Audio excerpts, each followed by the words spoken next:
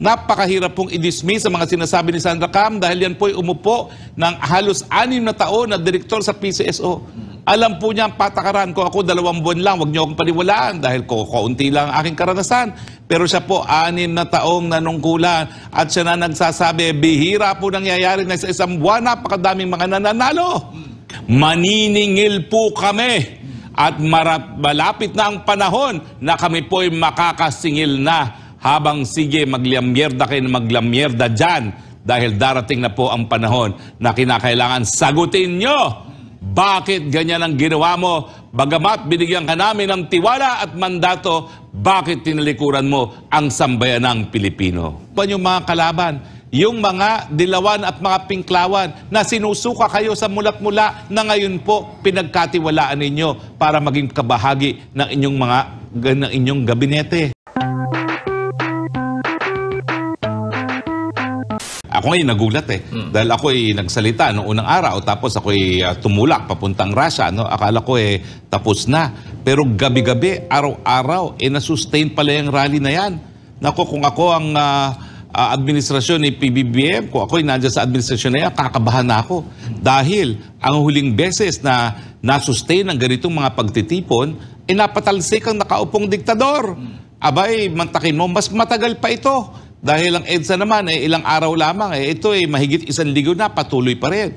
At saka dahil ang venue ay Liwasang Bonifacio, naku, baka mamaya lumaki ang mga rally at magdesisyon na magmarcha na papuntang Malacanang. Anong mangyayari dyan? Naku po, hindi ko muna alam kung anong mangyayari dahil galit na ang sambayan ng Pilipino. No? Intindihin naman po natin bakit nagagalit ang sambayan ng Pilipino. Una, napakahirap po ng buhay ngayon. Pinaasa tayo ng 20 pesos na kilo na bigas, wala naman. Pangalawa, sang-ayon po sa mga survey, ang pinakamatinding pagkagutom nararanasan po ngayon ng mga Pilipino sa administrasyon ni PBBM. Pangatlo, pinakamataas na pong unemployment rate ngayon ang ating nakikita. So nasa ng mga pangako na isinulat sa hangin at sa tubig. So kung ang tao po ay sumasama dyan sa laban para sa masa, yan po ay dahil mahirap po ang buhay. Bukod pa doon sa ayaw nila na ang kanilang linukluk sa pwesto ngayon ang siyang nang-aapi. Siyang lumalabag sa karapatan ng malayang pananampalataya. Lumalabag sa karapatan ng malayang pananalita at malayang pamamahayag dahil nga dito sa ginawa nila sa SMNI. Pero tingnan nyo naman pilit na sinusupil, narito pa rin tayo naninindigan dahil kung hindi natin poprotektahan ang mga kalayaan, tuluyan ng masusupil yan. At ang masasabi lang namin sa inyong mga nanunupil ng karapatan, hindi po kami magpapasupil. Patayin nyo na lang kami kesa kami po ay magpasupil. At nakita naman po sa survey ngayon ng Okta na talagang ang mga Pilipino dedepensahan ang Pilipinas. Ang problema lang mga kababayan, para saan tayo magpapakamatay? Magpapakamatay ba tayo sa mga Amerikano, para sa mga Taiwanese, o para sa inang bayang Pilipino?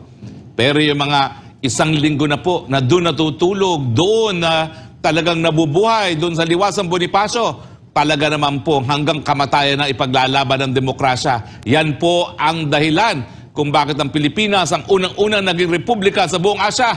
Dahil tayo po ay marunong manindigan at marunong talagang ialay ang buhay para sa inang bayan. So, habang kayo po ay naglalamyerda kung saan parte ng daigdig. Ano naman ang pakialam natin sa Czech Republic, no? Bakit pati doon pupunta ka? Isipin nyo dumadami po ang tao dyan sa Liwasang Bonifacio na iinip dahil sa mga pangako na sinulat sa hangin at sa tubig at baka magmarcha na po yan, papunta ng Malacanang at magsabi na kinakailangan magkaroon na ng pagbabago sa mga pamamahala ng ating gobyerno dahil after all, kasama naman ito mga nasa Liwasang Bonifacio na talagang nagtrabaho para mailukluk kayo sa pwesto. Pero ngayon, tinalikuran. Kung sino pang sumortahan, ang sumuporta nung eleksyon, sila pa ngayon ang inaapi at sinusupil. Nasa ng utang na loob? Hindi pala uso yan. Gamitan lang ng gamitan, pagkatapos gamitin, ngunguyan at itatapon, idudura. Pero hindi po mapapayag ang sambayanang Pilipino na ganyan na lang ang trato sa kanila. Maniningil po kami at malapit na ang panahon na kami po'y makakasingil na habang sige maglamyerda kayo na maglamyerda dyan dahil darating na po ang panahon na kinakailangan sagutin nyo. Bakit ganyan ang ginawa mo? Bagamat binigyan ka namin ng tiwala at mandato, bakit tinalikuran mo ang sambayanang Pilipino?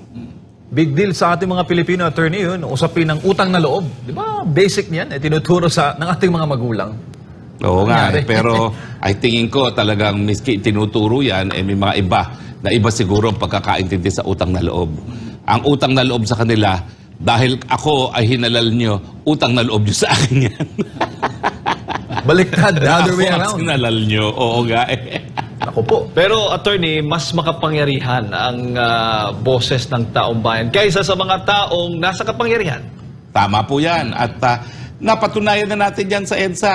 Ngayon naman po, patuloy po ang kasaysayan dito naman sa Liwasang Bonifacio kung saan binibigyan pugay natin ang talaga namang pong martir at bayani na galing sa masang Pilipino, si Andres Bonifacio. So kasama po natin si Andres Bonifacio na sumisigaw para sa katarungan, para sa kalayaan, at para po sa pagbabago. Natin sa Czech Republic, silang desperado makakuha ng Pilipino magtrabaho sa kanila.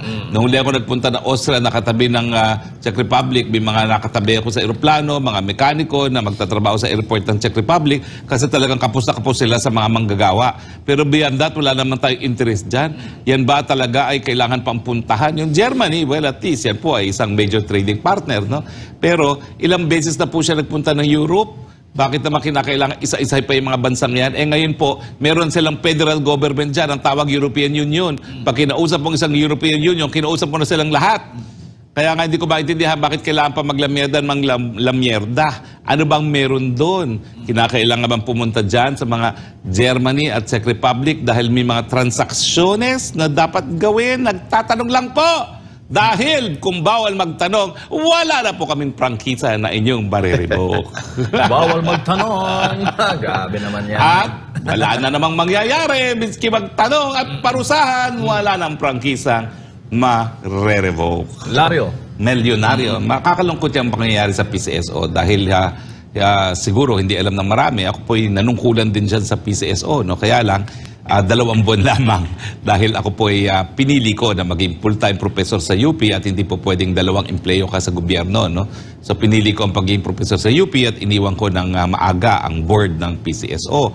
Pero nakakalungkot po yan dahil sa mula nung tinayo po ang PCSO, talaga naman po yung mga mahihirap bago magkaroon ng ating batas na universal healthcare at tanging inaasahan lamang ng mga mahihirap pag sila nagkasakit ay ang PCSO. At hanggang ngayon naman po, no, kalahati ng lahat ng kinikita ng PCSO dapat po mapunta sa universal healthcare at yung kalahati para sa mga medical assistance sa mga mahihirap.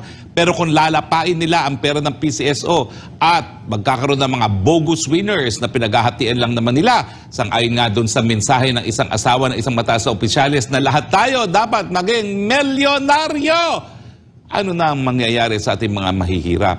Konti na nga lang po ang nakukuha ng mga mahihirap sa gobyerno at isa na po yan ay ang tulong galing sa PCSO. Mawawala pa parang bula, parang pangako ng 20 pesos a kilo na bigas. Mawawala rin.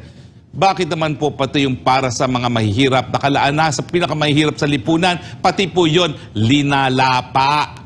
Napakahirap pong i-dismiss ang mga sinasabi ni Sandra Cam dahil yan po'y umupo ng halos 6 na taon na direktor sa PCSO. Alam po niya ang patakaran ko. Ako 2 buwan lang, huwag niyo akong paniwalaan dahil kaunti lang ang aking karanasan. Pero siya po 6 na taong nanungkulan at siya na nagsasabi, bihira po nangyayari na sa isang buwan, napakadaming mga nananalo. Hay nako, ilabas kasi ang kung sino talaga ang di umano yung mga nananalo, ilabas ng hindi pinopotoshop ang mga larawan. Kakahiya kayo, pinagdududahan na nga kayo, pinopotoshop nyo pa, di lalo nagduda ang taong bayan. Ngayon, hindi na po nagdududa ang taong bayan, sigurado na sila, peke ang mga nananalo. In short, attorney, dinodoktor. Ayan, para sa sariling interes. At yan pong malungkot dahil yan nga lang po yung inaasahan ng mga maralitang Pilipino na magkaroon ng pag-asang yumaman. At siyempre, yan po ang pinagkukunan pag sila'y nagkasakit at wala ng tulong na makuha pa sa ibang ahensya ng gobyerno. Ang nangyari sa Senado, Attorney, mukhang nawala yung momentum eh. Ewan ko ba, Yung unang tanongin nga hearing- natin, bakit ganon? Yung unang hearing okay pa eh. Meron kayang bilyones na mga kadahilanan kung bakit natigil yan? Paano yun? If the price is right? Ewan ko ba? Ewan ko ba talaga? Tanongin natin sila. Binoto ng taong bayan yan. Ayan. Diba? Nagsimula, pinainit, biglang naglaho din. Parang bula, parang pangako rin na 20 pesos kada kilong bigas. Marami kami nakatanggap na comment, Attorney, na nabitin nga sila doon sa Senate investigation sa PCSO. Ando na sana eh. Sa tugatog eh. Hindi ko maintindihan bakit kasi nag-iimbestiga, hindi naman tinatapos. Kinakailangan may conclusion. Meron bang dayaan sa pagbobola? Wala. Abay, gagastos kayo ng pondo ng taong bayan para magsimula dyan, para sumikat, tapos biglang titigil kayo. Ano ibig sabihin? Anong gusto nyo isipin ng taong bayan? Baka hindi draw ang ibig sabihin yung pagbobola. Yung ibang pagbobola na napakahulugan. Oo. Baka draw din yung investigasyon na yan. Baka bola-bola rin. Drawing. Pakasing sinabi ni PBBM nung eleksyon at nung simula na kanyang termino at iba ngayon ang kanyang kinakantang awitin. Nung sinabi niya nung siya'y kandidato at nung kauna-unahang pagkakataon na siya'y nagsalita tungkol sa China, ang sabi niya, pinaka-importanting kapartner ng Pilipinas ay ang China. Dahil yan naman po ay katotohanan. Pangalawang pinakamalagong ekonomiya sa buong daigdig ng kapitbahay pa natin. Bakit hindi tayo makikinabang? Pero nagbago po ang ihip ng hangin nung siya po'y unang napunta sa Amerika para mag-attend ng United Nations Summit. No? At matapos po yun, ay iba na ang kanyang kinakanta. Ang kinakanta na niya ngayon ay Balik Amerika na tayo. Ang tanong, bakit biglang nagbago ang kanyang paningin? Hindi po yan dahil all of a sudden na-realize niya mahal niya ang mga Amerikano. Dahil ang mga Amerikano naman ang nangidnap sa kanila. Pinangakong dadalhin sa Ilocos, dinala pala sa Honolulu. Merong dahilan yan. At siguro, bilyong-bilyong dahilan ang nasa isipan ng ating Pangulo kaya nagbago ang kanyang posisyon. Pero ngayon, ang sa tingin ko, ang lagay ng ating panglabas na relasyon, gagamitin ng mga Pilipino para maging bagong Ukraine. Ang buhay ng mga Pilipino ang kanyang iaalay para sa interes ng mga dayuhan. Tayo po ay kinakaladkad sa isang gera na wala naman tayong interes. Ang interes ng Pilipino, pagkain sa hapagkainan, wala po tayong interes na mamatay ang mga Pilipino para sa kausa ng mga dayuhan. Bakit ka magpapatayo ng mga base militar na gagamitin ng mga dayuhan para labanan ang mga bansa na ni minsan naman ay wala tayong hidwaan?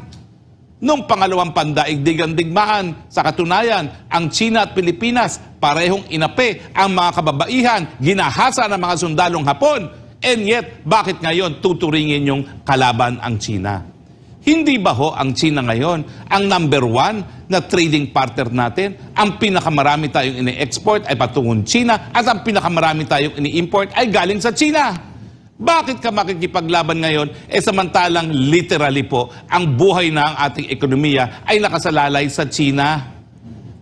Wala na pong produkto ngayon na hindi made in China. Kung nais natin isaradong pinto sa China, saan tayo kukuha ng mga pangangailangan natin? Mawawala pong laman ang lahat ng supermarket at department store kung tayo po ay isasarado natin ang pintuan natin sa China.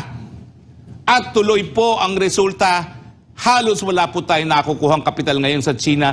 Ang Indonesia, meron na silang high-speed train galing Jakarta papuntang Bandung. Tayo, karag-karag pa rin ang PNR. Nangako na nga po mga Chino na gagawing moderno ang ating mga release ng tren. Nandiyan ang Mindanao, nandiyan ang Clark to Subic, pero wala po, naglaong parang bula. Ako po, dapat napakadami ko sanang negosyo na dadalhin dyan sa aking probinsya ng Bataan. Pero anong ginawa ng gobyerno ni PBBM? Sinabi na for national security consideration, tanggihan natin ang pamumuhunan na binibigay ng mga Chino sa aking probinsya ng Bataan. Bakit naman po? Bakit yung pinagkait sa aking mga kababayan sa Bataan ang trabaho na hindi naman maibigay ng mga Amerikano?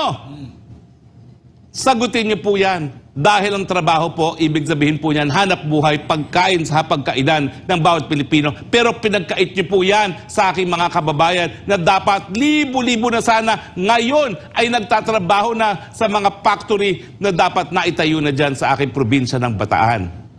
Nasaan po ang inyong konsyensya na imbis na tulungan na magkaroon ng mas maraming hanap buhay mga Pilipino, pinagkait nyo pa dahil sa inyong paniniwala na si Uncle Sam ang tanging magbibigay sa atin ng kabuhayan. Nasaan ang kabuhayan na yan? Wala. Dahil ang Amerika, ang ekonomiya, naghihirap din. Kung hindi pa sila makikipaggera, wala na talagang saysay at buhay ang kanilang ekonomiya. Pero ang gera pong ibig sabihin yan, magbubuwis tayo ng mga buhay natin mga kababayan. Harinawa kung magbubuwis tayo ng buhay at napakita sa survey ng Okta na talagang tayo magpapakamatay. Sana po magpakamatay tayo para sa inang bayang Pilipinas, hindi para sa Amerikano, hindi po para sa Taiwan. Ano ba naman po ang masama na pangalagaan ng buhay ng Pilipino, lalong-lalo na kung ang hidwaan ay wala naman pong kinalaman ng Pilipinas? Wala po tayong kalaban dito sa Asia. Sa buong Asia, tayo lang po ang nagpagamit ng ating teritoryo sa mga Amerikano. Ang tanong, bakit? Bakit hindi pumayag ang Thailand na katabi lamang ng China? Bakit hindi pumayag ang Vietnam? Bakit hindi pumayag ang Indonesia? Dahil hindi po yan sang-ayon sa kanilang interes. Ang interes nila, makakuha ng kapital galing sa China na mapakain ng kanilang taong bayan. Bakit nyo kami pinagkakaitan ng pagkakataon magkaroon ng mas maraming pagkain sa pagkainan? Bagamat ako po'y mataba na talaga. Hindi naman gaano. Chill lang. Konti chill. lang, konti Konti lang. lang. Pero nasa na po ang inyong mga konsensya at mga kaluluwa. Natitiis nyo na magdusa at magutom mga Pilipino dahil sinasabi nyo si Uncle Sam ang magbibigay. Nasaan po yan? Nasaan po yan? Hindi na kayo natuto sa kasaysayan. Nung minsan, binili lang tayo ng mga Amerikano dahil dais silang sakupin ang China at ang buong Asia. Ngayon po, gagawin pa rin nila yan. Miski tayo ay malayang bansa na. Kahapon po mga partners, ako po ay nagsermon sa aming simbahan. At inalay ko ang aking sermon sa aking kamag-anak na si Vito Salonga na ninindigan na walang tunay na kalayaan habang naririto sa ating lupain ang mga Amerikanong mga base militar na in the first place napunta rito dahil nga sinakop nila tayo. Pero nabaliwala po ang iniwang legacy ng aking kamag-anak na si Vito Salonga ng pinayagan ng Noynoy Aquino at ng PBBM na bumalik muli sila. Ginagamit pa ng libre ang ating sarili mga base militar para pananakop sa mga dayuhang mga teritoryo. At bakit naman po tayo sasapi sa isang pananakop ng mga independyenteng bansa samantalang tayo po nagpakamatay din para maging kauna-unahang independyenteng republika sa buong Asia? Hindi ba ho yan ay taliwas sa ating paniniwala bilang mga Pilipino na importante ang maging malaya bilang isang bansa? Bakit natin pakikialaman ang Taiwan samantalang ang Pilipinas sa mula nung tayo po ay nagsimula muli ng relasyon sa China, kinikilala na meron lang isang China at ang Taiwan ay probinsya lamang ng China. Bakit ngayon na nagbabanta ang Taiwan na magiging isang independyente, bakit natin ipagkakait ngayon sa China ang karapatan na protektahan ang soberenya at ang integridad ng kanyang teritoryo? Hindi pa ganyan din ang ginawa natin ng mga terorista ay sinakop ang Marawi. Hindi pa gumamit din tayo ng dahas para protektahan ang integridad ng ating teritoryo at ang ating soberenya. Wala pong pagkakaiba yan. Bakit tayo ngayon makikisali sa gulo kung nais na bigyan, kung nais protektahan ng China ang integridad ng kanyang teritoryo sa pamamagitan ng pagtutol sa pagiging independyente ng Taiwan? Wala po tayong interes sa usaping Taiwan, full stop. Ang interes po natin, unang-una, yung napakaraming mga kababayan natin na po pwedeng mamatay at masaktan kung magkaroon ng putukan sa Taiwan. At yung katotohanan dahil pinagamit natin ang teritoryo natin sa mga Amerikano dyan sa Cagayan at sa Isabela, tatargetin ngayon ang Pilipinas dahil naririto ang kalaban ng China. Anong interest natin dyan sa gulong yan? Wala po. Ni piso, hindi man lang tayo binayaran ng upa para sa ating mga base militar na binayaran po ng sambayan ng Pilipino galing sa hirap at anong tawag dito? Naubusan ako ng Tagalog. Hirap at luha. Yan. Lalong-lalo na ng ating mga OFW. Mahabag naman po kayo dahil yung ginastos natin para gumawa ng mga base militar na yan, luha ang kapalit, hindi lang po pawis. Yung mga milyong-milyones na humiwalay sa kanilang pamilya para mabuhay ang kanilang pamilya dahil hindi nga natin sila mabigyan ng hanap buhay dito sa Pilipinas. Yan pong nagpagawa ng mga base militar na ngayon maging dahilan pa para matarget tayo ng mga kalaban ng mga Estados Unidos. At sa panahon po ngayon, na alam natin na iba na ang labanan, na ngayon ang labanan ay nuklear, wala pong mananalo sa kahit anong digmaan. Dahil pag gumamit po yan ng nuklear, lahat po, pati na halaman, pati kahayupan, lahat po yan mamamatay, hindi lang ngayon. At sa napakatagal pang mga panahon na darating, dahil ang danyos po ng nuclear weapons, hundreds of years bago po yan mawala. Yan ba ang gusto nyong ipalit sa tiwalang binigay ng 31 million ng Pilipino sa inyo? Nasa ng inyong konsyensya? Attorney, kamakailan ay hinimok ni President Xi Jinping ang kanyang mga militar na maghanda para sa posibleng kaguluhan dyan sa karagatan nga sa West Philippine Sea. Ano bang masasabi mo dito? Ano bang kaguluhan yan? Yan na may kaguluhan na hindi natin kaya pasukin. Binibigyan lang natin ng pagkakataon ng Amerika na makipagdigmaan sa China. Yan ang po ang gusto ng Amerika. Bakit? Dahil napakahina ng kanyang ekonomiya, kinakailangan niya ng gera. Hindi pa sapat yung gera dun sa Ukraine. Hindi pa sapat ang nangyayari sa gitnang silangan. Yan po ang dahilan. All economics. Ang tawag po dyan, war economics. Dahil kinakailangan ng military establishment ng Amerika ng gera. Ano po ang kinalaman natin? Bakit? Ni minsan, sinakop pa tayo ng China? Ni minsan, naging bantaba sa ating seguridad ang China? Eh di ba, mula't-mula pa, panahon pa ng mga namatay na sultan ng Sulu na namatay sa China nung siya'y bumibisita at ngayon ay linibing bilang isang bayani sa China, puro kalakalan ng interes ng China rito at yan din po ang interes ng mga Pilipino dyan. Dahil tayo naman po ay may mga tanging yaman kapalit ng mga produkto na ginagawa ng China. Wala pong dahilan para makipag-away sa China. Meron po tayong pinag-aagawan ng teritoryo, hanggang ngayon po wala pang resolusyon yan. Hindi po totoo mga sinasabi ng mga sinungaling na nanalo na tayo sa International Tribunal. Ang napalunulan lang po natin mga prinsipyo sang-ayon sa karagatan, ang pinag-aawayan natin lupa. Hanggang hindi po nagkakaroon ng judicial o desisyon ang kahit anong hukuman kung sinong merong pinakamalakas na titulo sa pinag-aagawang mga islang yan, nandyan po ang sigalot. Pero hindi po ibig sabihin na palibasa nandyan ang sigalot, ititigil na ang kabuuan ng relasyon ng Pilipinas at ng China.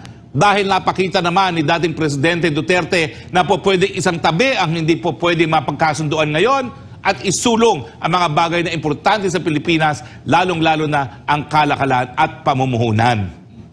Kung nagawa po minsan yan ng dating Presidente Duterte, bakit hindi magawa ngayon? Bakit ngayon pinapatindi pa ang tensyon? Eh samantalang dati naman, pwede namang makipagkaibigan, isinantatabi ang hindi pinagkakasunduan, hindi namimigay ng teritoryo, pero tinataguyod ang interes na magkaroon ng mas maraming pagkain sa pagkainan ng bawat Pilipino. Ano bang nangyayari sa ating bayan?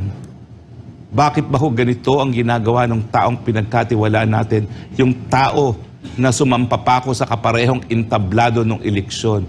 Na siguradong-sigurado ko na ang kanyang pagnanais ay magkaroon po ng pangalawang pagkakataon na malinis ang kanilang pangalan sa kasaysayan ng Pilipinas. Bigurin po tayo, gaya ng 20 pesos kada kilo ng bigas. 10,000 araw-araw, gabi-gabi ang narariyan sa liwasang Bonifacio. Pero nakapagtataka talaga ang mainstream media ni minsan hindi man lang nag-publish ng larawan ng pagtitipon ng laban ng masa. No? Bakit kaya? Diyan po makikita kung gano'ng kaimportante ang malayang pamamahayag. Habang ang mga namumuhunan din, habang mga elitista po nagmamay-ari ng mainstream media, hindi po talaga pinalalabas ang katotohanan na mainit na ang damdamin ng sambayan ng Pilipino, na umaalma na sila, na umaaray na sila, na sumisigaw na sila ng pagbabago at pagpapatupad ng mga pangakong nakalimutan na ng administrasyon. Pero sa panahon po ng internet, purihin ng Panginoon at binigyan tayo ng internet, Maski tinatago po ang katotohanan ng mainstream media, nakikita po ng sambayanan sa kanilang telepono, sa kanilang mga PC, kung ano ang tunay na kalagayan ng bayan at hindi na po mapagkakaila na talagang umaaray na po sa hirap ng buhay ang sambayanan ng Pilipino. At bukod sa mainstream media, tatanungin ko rin, nasaan ang mainstream opposition? Lenny, nasaan ka? Bakit nakakabingi ang iyong katahimikan? Dahil ba napakarami ng mga kasama mo ang nasa gabinete ngayon ni PBBM? Baka nga bukas makalawa, ika'y mabasa namin gabinete na rin ni PBBM.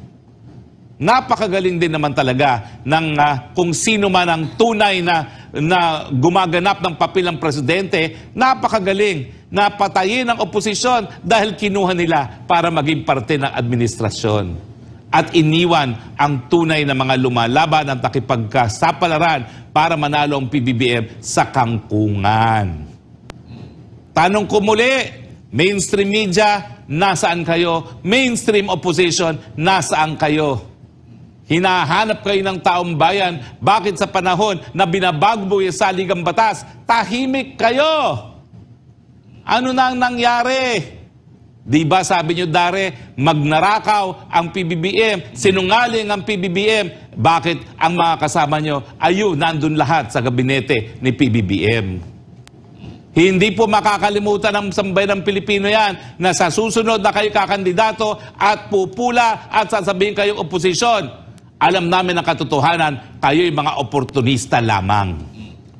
Tandaan nyo po yan, habang kayo'y nagmimiron lamang sa panahon na kinakailangan na ninindigan, hindi po kayo patatawarin ng sambayan ng Pilipino. Sila yata ang tunay na unity, attorney. Ay, nako, ewan ko.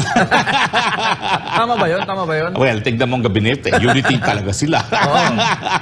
Attorney, ay... Lahat sila talagang magaganon na doon sa cabinet meeting. Okay. Pero pasalamat ang administrasyong ito, attorney, dahil yung mga nagrarally dyan sa Liwasan, Bonifacio, abay, hindi mga violente tulad ng mga nakikita nating rally na kapag talagang galit sa gobyerno, nasa daanan, hinaharang, nagbibigay ng mga gumagawa ng mga violente o karahasan, attorney, para lang mapansin ng gobyerno. Ito, napakapayapa at napaka-organisado. Simpleng pagtitipon, pero mabigat yung panawagan, attorney, sa ating pamahalaan. Ang pagkakaiba kapag ang rally ay tinatawag ng mga teroristang CPP-NPA, sasampu lang silang dumadalo. Yun nga. Sasampu lang silang dumadalo. Dahil ang sabi ni PBBM, pinulbus na niya ang mga teroristang CPP-NPA. Kaya yung 10 yon, mas malalakas nga ang boses kasi kinakailangan sila marinig dahil sasampu lang sila. Pero ito po, tignan nyo ha, ang gaganda, ang gwagwapo. Bakit ba kapag terorisang CPP-NPA nagpaparali, ang papangit nila? Tsaka 30 minutes lang, attorney. 30 minutes lang sila sa venue. Alis Subukan agad. nyo nga mag-isang linggong mag-rally kung kaya nyo. Wala na kayong suporta sa sambayan ng Pilipino. Well, may suporta na ngayon. Kayo kay Mr. Speaker. Okay yan. Well, alam natin kung nasaan naglalamyerda. Okay? At dahil hindi ko talaga maintindihan kung anong national interest sa Czech Republic. Well, may mga bagon tayo ng LRT na galing sa Czech Republic. No? So baka bibili ng mas bagong bagon. No? Ewan ko ba, pwede naman gawin niya na isang ASEC siguro ng DOTR. No? Pero ayun, baka kasi kinagat ng surot sa airport kaya hindi nakarating sa Czech Republic. Okay? Pero ikaw, attorney, kung tatanungin tulad ng mga sinasabi din ng ilang abogado, tama yung ginagawa ni Pastor Apollo Kibuloy na huwag sumipot dito sa hearing ng Senado ni In fact, Ontiveros. illegal para sa Senado na magtuloy pa ng investigasyon. Bakit? Dahil nagkaroon na po ng ruling ang Korte Suprema sa kaso ng, ano ba ito? All of a sudden, nag-senior moment ako, no? Nagkaroon na po ng desisyon na sinasabi, Bengzon versus Blue Ribbon Committee ng Senado, na kapag ang kaso, isang kasong kriminal, ay dinidinig na ng ombudsman, ng piskalya o kaya ng hukuman, dapat nang itigil ang investigasyon ng Senado. Dahil ang Senado po, hindi po yung piskal, hindi yan ombudsman, at lalong-lalo na, hindi siya hukuman. Kapag magpapatuloy ang Kongreso sa pagdinig ng isang investigasyon na dinidinig na ng piskalya, ng ombudsman o di naman kaya ng hukuman, yan po ilalabag na sa separation of powers. Dahil ang papel po ng ating Kongreso, para sila po ay gumawa at bumuo ng pulisiya. Sila ang tagagawa ng batas. Pero ang pagpapatupad po ng batas nasa ehekutibo at siyempre ang pagdedetermine kung nagkasala o hindi ay sa hukuman. At kapag nagpilit pa na magtuloy ang investigasyon, kapag ito po ay sinimulan na imbestigahan ng mga piskal o di naman kaya dininig na ng hukuman, yan po ay paglabag na sa jurisdiksyon ng ehekutibo at ng hudikatura. Kaya Ontiveros, too late na hero na ang iyong investigation in aid of your re-election. Dapat po yan, inagahan ninyo bago gumalaw pa ang Secretary Boying Remulla na baliktarin ang naging nauna ng desisyon ng Piskalya ng Davao na bumabasura sa reklamo ng iyong testigo. DOJ, hindi ko po alam kung bakit nyo binaliktad yan. Pero ang katotohanan, maraming salamat din po. Dahil ngayong sasampahan nyo na ng kaso si Pastor Apollo Kibuloy, yan po ang gusto ni Pastor para malinis niya ang kanyang pangalan sa gitna ng hudikatura at hindi po doon sa mga nagpapasikat na mga politiko. Maraming salamat din DOJ dahil ngayong sasampahan nyo na ng kaso si Pastor Kibuloy, hindi na po siya po pwedeng ma-extradite sa Amerika. Dahil pag meron na po siyang kaso, ang Korteng Pilipino ang merong jurisdiksyon sa kanyang pagkatao at hindi po pwedeng mailabas ng bansa. Yan po ang aming nais na makita na hindi po pwede na nauna nang na-dismiss sa mga kaso sa Amerika dahil mahina ang ebidensya and yet po pwede pa rin pong ma-extradite sa Amerika ang Pastor Kibuloy. Pero kung malakas naman po talaga ang kaso, ang tanong, bakit taon nang lumipas hanggang ngayon hindi pa nagre-request na extradition? Dahil po mahina talaga ang ebidensya. Pero dahil sa inyong naging desisyon na baliktarin ang nauna ng desisyon ng Piskalya ng Davao na ibasura yung walang kwentang mga reklamo labang kay Pastor Kibuloy. Ngayon, hindi na po pwedeng magtuloy ang Kongreso sa investigasyon laban kay Pastor Kibuloy pagdating sa mga bagay-bagay na sakop ng kasong kriminal. At wala na rin pong banta na ma-extradite ang Pastor Kibuloy sa Amerika. Maraming salamat po sa inyo. Dahil sa inyong kagustuhan na supilin ang kaisa-isang istasyon at ang kaalyado ng dating Presidente Duterte, gumawa kayo ng desisyon na ang buong akala ninyo ay makakasira sa aming Pastor Kibuloy. Hindi nyo naman po alam, ginawa nyo po kami ng pabor. Maraming salamat. At syempre, bago pa nagkaroon ng laban ng masa, nagsalita naman po ang ating Pastor Kibuloy kung saan pinaliwanag niya na hindi siya magpapatinag, na ang kanyang karanasan ngayon at ang kanyang mga nararanasan ngayon ay dahil nga po sa hidwaan sa panig po ng mga puwersa ng kadiliman na ginagamit ang administrasyon ngayon na siyang tinulungan para makarating sa kanilang mga pwesto ngayon. Alam mo siguro, kung tatanungin mo si Pastor Kibuloy, napakasakit na mga pangyayari. Mantakin mo, kaisa-isang istasyon na naging patas na dahilan kaya pinili niya na sumapi sa debate ang SMNI. Kaisa-isang istasyon ang nagkaroon ng devoted coverage ng balita para sa frontliner, SMNI. Ngayon, siya pa ang tinanggalan ng prangkisa. Bakit po ganyan? Isa lang ang pinagkatiwalaan niya para sumapi sa debate kung saan napakita niya ang kakayahan at ang kanyang plataforma dahil nga po hindi niya sinipot ang ibang mga debate. Kaisa-isahang naging instrumento para mailatag ang kanyang agenda. Pero ngayon po, sinusupil at tinatanggalan ng prangkisa ng sariling pinsan. Hindi ko po talaga maintindihan kung anong nangyari sa ating Presidente PBBM. Bakit po hindi na po kami humihingi na tumanaw kayo ng utang na loob? Ang aming hinihingi na lang, hindi ba po pwedeng kilalanin nyo kung sinong tunay ninyong mga alyado at kung sinong tunay ninyong mga kaaway? Ang tunay nyo pong kaaway, unang-una, Ang teroristang CPP-NPA na sa mulat-mula, wala naman pong mabuting nasabi tungkol sa inyo at sa inyong mga pamilya. Ang pangalawa niyong mga kalaban, yung mga dilawan at mga pinklawan na sinusuka kayo sa mulat-mula na ngayon po pinagkatiwalaan ninyo para maging kabahagi ng inyong gabinete. Wala na ba ho kayong makuhang mga kakampi para maging alter ego ninyo yan sa inyong gabinete? Huwag po kayo magtiwala sa mga yan. Dahil yan po ay nag-aantay lang ng pagkakataon na sila'y lumagda para sabihin, hindi na kayo karapat-dapat manatili sa puwerso at mapalitan ng gusto nilang pumalit. Hindi po yun si Inday Sara na inyong naging kapartner. Bakit niyo pong pinayagan na apihin at pagsamantalahan ang pagkatao ni BP Sara na siyang nagbigay sa inyo para kayo ngayon ay maging presidente? Hindi ba kayo naniniwala sa mga survey ng mga panahon na yon na kung dumiretso para maging presidente Inday Sara, siya ngayon ang nakaupong presidente? Hindi nyo ba naintindihan na kaya naman hindi rin niya pinagpatuloy ang kanyang plano para maging presidente ay dahil gusto niya magpahinog at para kayo po ay mabigyan ng pagkakataon na magkaroon ng pangalawang pagkakataon na linisin ang inyong pangalan? Bakit hinahayaan niyo pong lapastanganin ng inyong pinsan at ang kanyang mga kaalyado sa Kongreso ang siyang nagbigay at nagbigay sa inyo ng pagkakataon manilbiham bilang isang presidente? Hanga po ako sa inyong may bahay.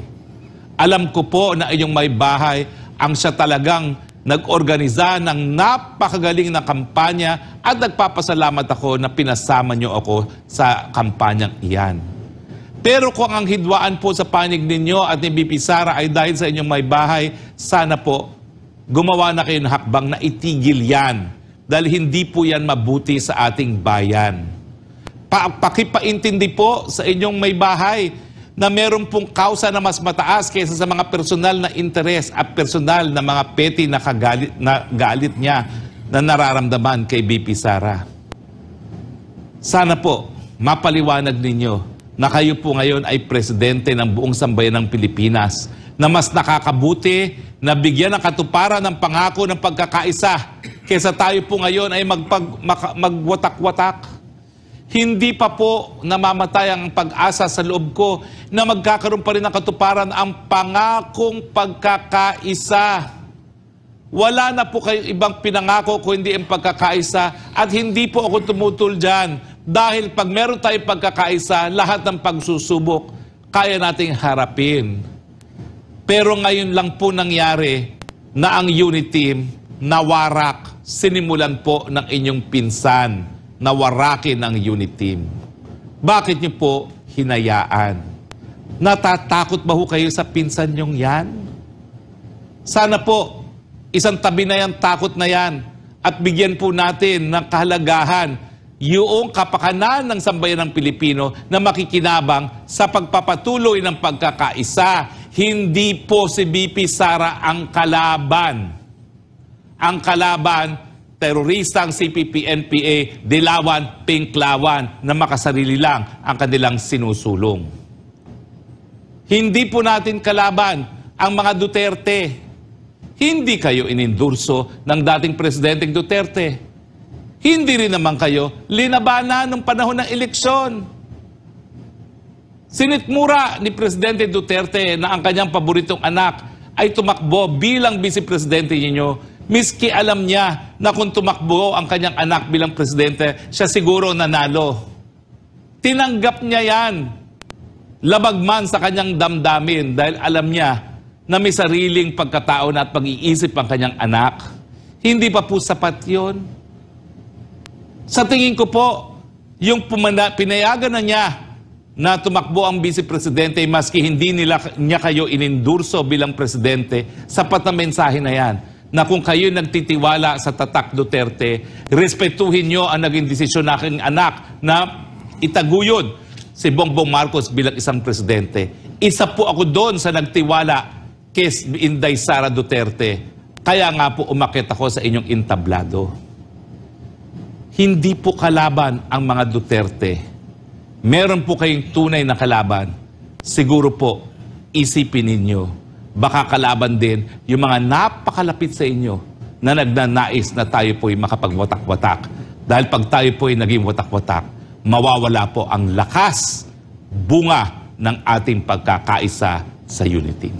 Kaya po tayo mayroong kalayaan na magtipon-tipon at kalayaan ng malayang pananalita at pag-iisip dahil sa pamamagitan nito mga karapatan nito, nabubuo po ang opinyon na nagiging basehan ng paninindigan. So kung kayo po ay nakikiisa sa laban ng masa na ang tunay na problema ay kahirapan sa ating lipunan ngayon at kinakailangan po ng pagbabago, sumama na po kayo sa laban ng masa.